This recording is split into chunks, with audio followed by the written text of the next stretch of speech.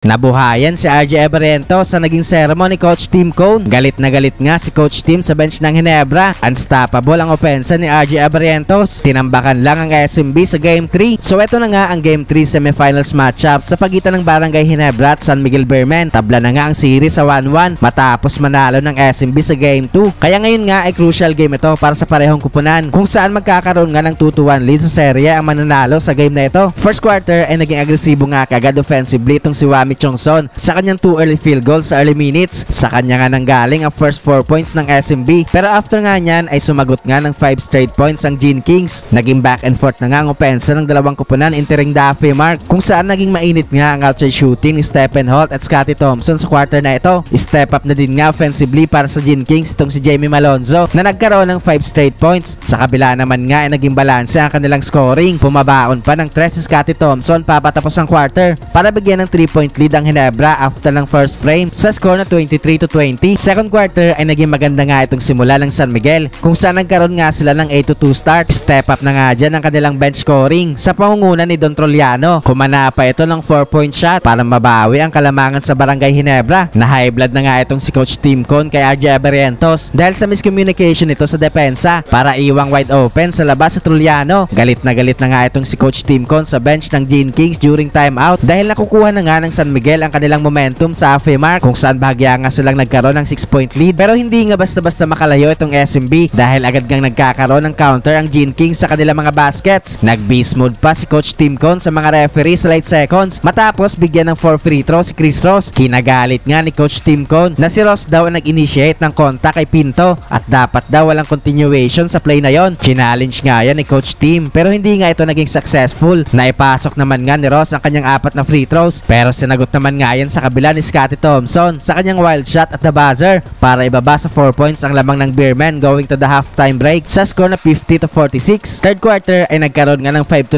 start ang Gene Kings sa naging 3 ni Troy Rosario at 2 points ni Malonzo. Tuluyan na nga napunta sa Ginebra ang momentum sa halfway mark kung saan nagpapalamdam na din nga offensively this quarter sa RJ Barrientos at patuloy din nga pagpuntos ni Malonzo at Scottie Thompson. Nakapag-generate nga ulit ng run ng Ginebra sa late minutes kung saan umabot na nga sa double digit ang kanilang kalamangan pero nagkaroon nga ng counting spark sa opensa ng SMB papatapos ang quarter kung saan ay babangan nila sa 7 points ang kalamangan ng Gene Kings after ng third frame sa score na 71-64. Fourth quarter ay patuloy nga ang pagiging agresibo sa opensa ni RJ Barrientos para ibalik sa double digit ang kanilang lamang. Naging pamatay sunog naman nga itong 4-pointer ni Don Troliano pero hindi nga nagtagal. Agad din naman nga yung kinounter ni RJ Barrientos ng isa ding 4-point shot. Nagkaroon naman nga ng run ng SMB sa halfway mark para bawasan ang kalamangan ng Ginebra. But again, may sagot nga kaagad itong Gene Kings. Unstoppable pa rin nga ang opensa ni RJ Barrientos kung saan with under 3 minutes ay balik na nga ulit sa double digit ang kalamangan ng Ginebra. Nagkaroon pa ng 5 straight points sa Barrientos para mas palakihin palalo ang kanilang lamang sa SMB. Well, hindi na nga nagkaroon pa ng run ng SMB para makabalik sila sa game na ito. Kaya sa uli nga ipanalo ang Barangay Ginebra para magkaroon ng 2-1 lead sa serye.